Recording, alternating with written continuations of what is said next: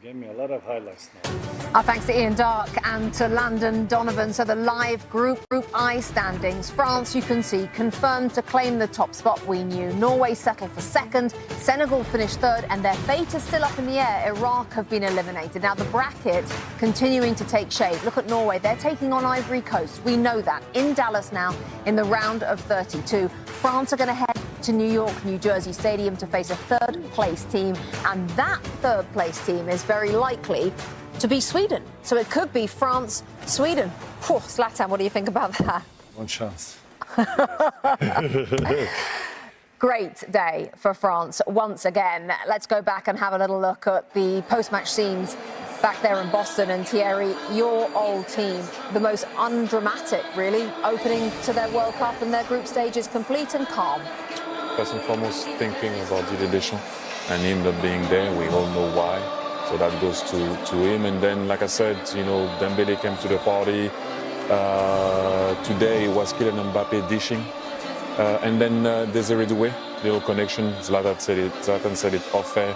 Cross from Barcola, Paris Saint-Germain, goal from Desiree Doué, Paris Saint-Germain, Dembele, Paris Saint-Germain hat-trick. So, yeah, it was a Paris Saint-Germain day.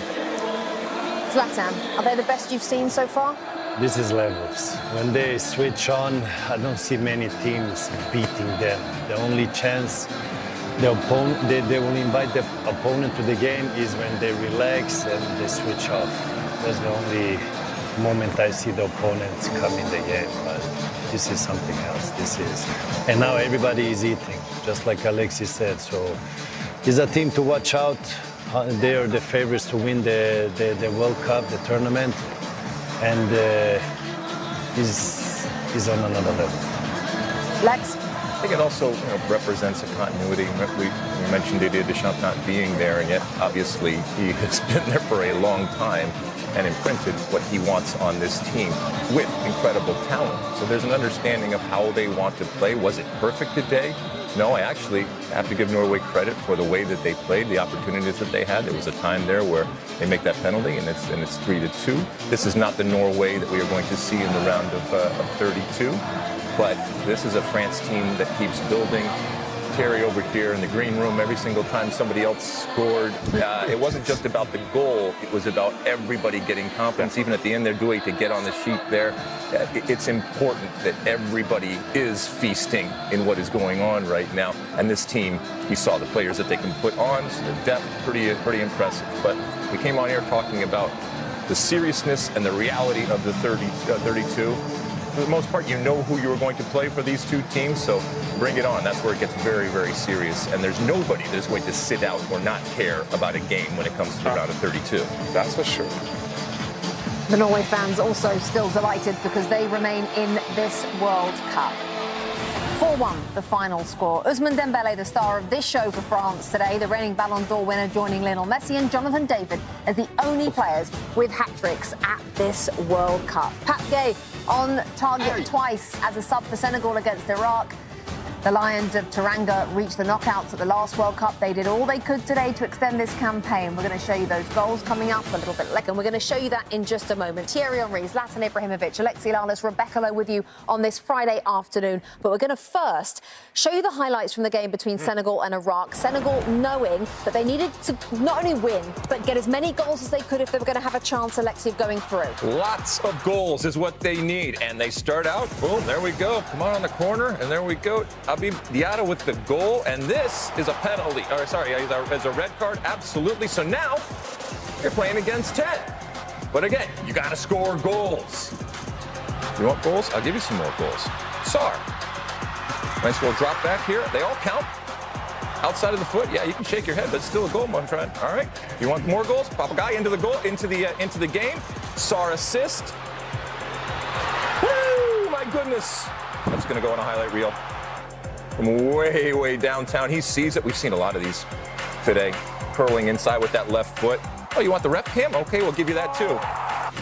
Doesn't matter what camera you use, it looks awesome. He'd only been on 20 seconds. All right, yeah. And you want some more? We'll give you some more. That with a goal. Aye. Oh, my goodness, again. So, again, just keep scoring goals. It gives you the best possible chance if you're Senegal to go through. They need to obviously win, which is happening, but they need to score goals. Goal. 5, you think it's going to be enough? We'll see, but they did what they needed to do, at least to make it a possibility. Okay, France, Norway, what happened? Assist from, as you can see, Mbappe, and then Dembele. What do you want? Salt, pepper, salt. Boom. In. Cooking. Finishing. Celebration. 1-0. Dembele. Same combination. Mbappe to Dembele. This time, what is he going to do? It's actually, I was too close on the first one. Let me try from further out. 2-0. Dembele. And then, I would say, as you said earlier, they went to sleep a bit. I would say sometimes if you consider goals right after scoring, just like that, it's not great. But I have to give Asgard a lot of credit with the dummy going back inside and making it 2-1. And then Dembele, another angle, bang. I pretend, and I shoot and I score. And then the celebration of the Barrage Kelia, his mate at Paris Saint-Germain. And that's a penalty, as you can see. You can't complain about that one, but Mike Maignan was here to the rescue. Zlatan, as you saw him doing that often for Milan. And that's the goal I was waiting for, because you need this guy also to score a goal just in case the others don't. Great cross from Barcola. And great goal from Désiré Doué. 4-1 France. Paris Saint-Germain happened today. Different scorers, same end result. Group I standings. France win again. They claim the top spot. Norway are settling for second. Senegal finished third, and their fate is up in the air. Iraq have gone home. Now the knockout stage bracket continuing to take shape. Norway are going to take on Ivory Coast. That's in Dallas on June the 30th. The same day, France are going to be at the New York, New Jersey Stadium to face a third-place team in the round of 32. Superior player of the match, sponsored by Michelob Ultra. The obvious choice, of course, Ousmane Dembele, the 29-year-old, becoming the third player to register a hat-trick at this World Cup, alongside Jonathan David of Canada and Lionel Messi. Dembele with 4 goals now this summer, just 1 behind Messi in the Golden Boot race, which is turning into quite the sideshow at this World Cup. Zlatan, the last time that France won all 3 group games at a World Cup, 1998, they went on to win it. At the moment, is it hard to see anybody else, having watched them now 3 times? Everything can happen. Now is the knockout stage. They shouldn't be overconfident, but if you look at the 3 games, I think they have the biggest depth in the individual, and they're showing, and the players, they're shining. Today we saw the PSG players shine. We saw the goalie make a save, so even him is shining. So it's a complete team. I think it's more depending on them, what they want. If they want, they can win it, and they have the biggest chance to win it also. And also by seeing them play, you enjoy seeing them play, because it's not one story, it's a lot of stars, and the combination is there now. Dembele was playing 10 in the first game.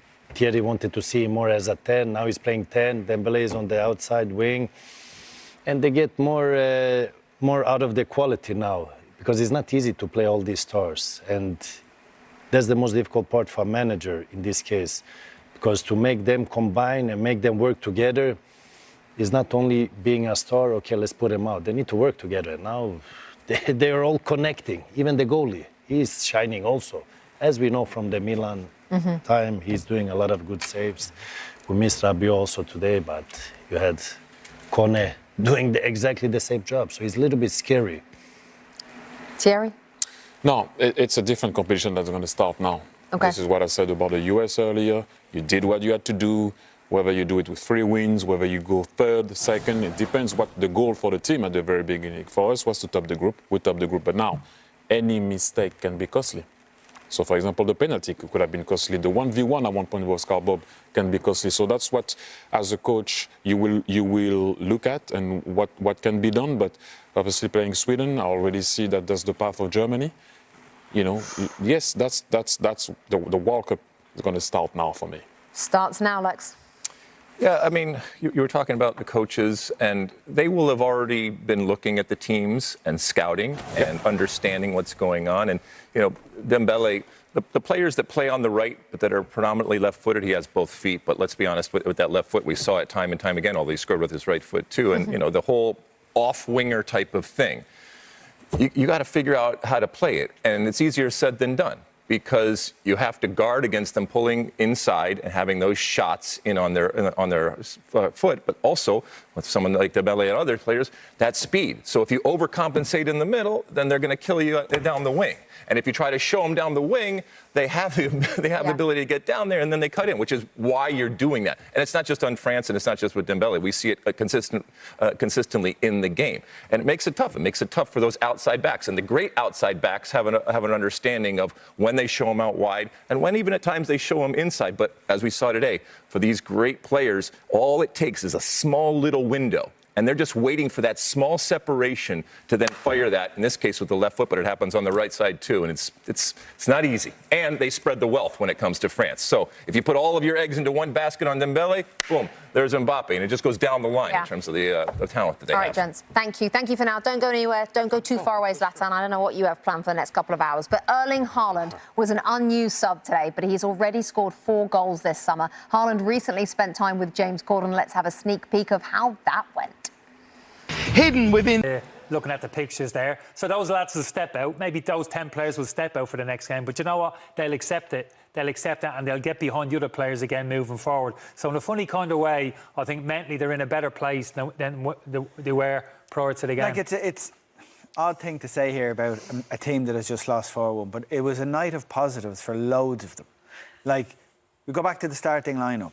How many of them, hand on heart, would have thought, I'm going to be starting a game in the group stages, I'm going to start against France, I'm going to give the opportunity to play. Like, that's dream stuff for those players. That's I'm true. not talking about the first 11. Those would have had an expectation to play. So everyone who started, delighted with it. Those who didn't, they got the night off.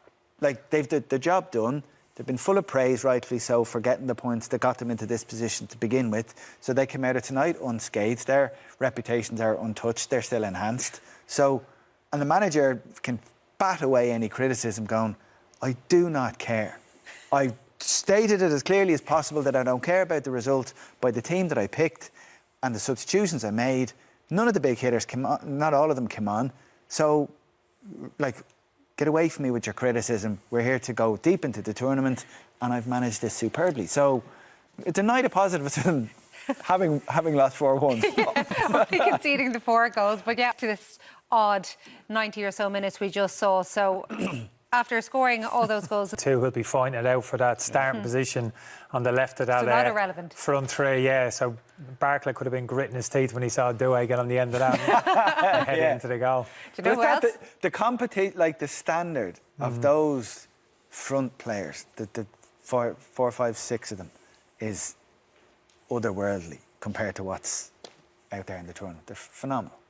Well, It's a bit of a stretch. It's as good. Like, Is it- yeah, is that's it it's.